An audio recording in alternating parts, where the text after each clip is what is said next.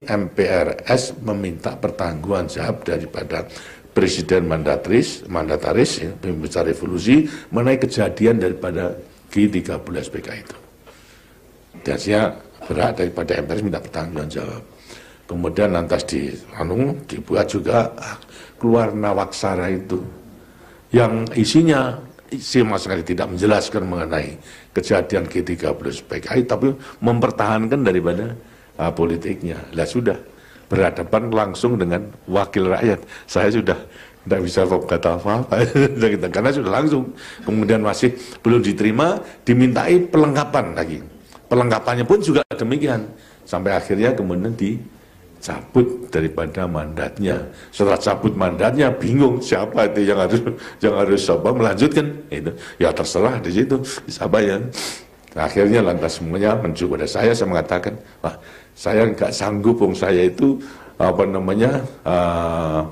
apalagi mempersiapkan, memikir untuk menjadi presiden aja tidak gitu, karena saya tidak mempersiapkan diri dan saya tidak punya kemampuan. Silahkan nunjuk lain orangnya. Tapi semua partai, 9 partai pada waktu itu adalah untuk ya siapa lagi kalau tidak saya baiklah kalau begitu saya usul itu untuk penjabat saja itu. Jangan nanti terserah sambil mencari itu lainnya siapa, tapi untuk mengisi daripada waktu agar supaya tidak vakum itu saya penjabat saja, sehingga saya diangkat menjadi penjabat presiden. Itu ada riwayatnya, itu bukan ada kan saya memang nggak sanggup pada waktu itu. Kemudian setelah itu lantas akhirnya tanggal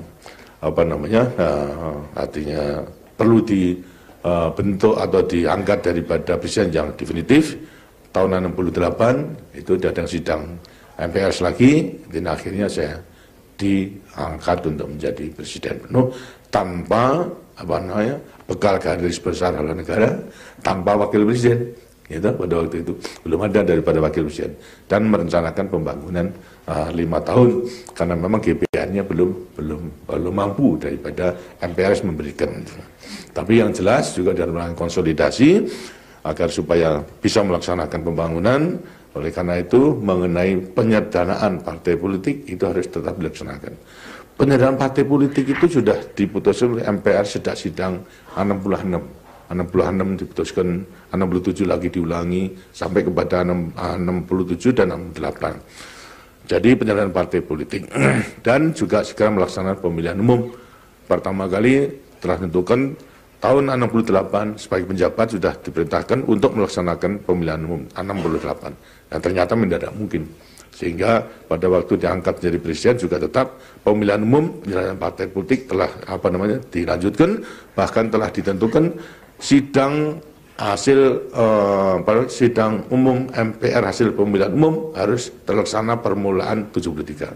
Dan sudah ada patokannya, berarti rencana kerja ke belakang dan sini harus juga dilakukan. Nah, kita menyampaikan mengenai rancangan untuk memungkinkan pemilihan umum bisa dilaksanakan. Gitu.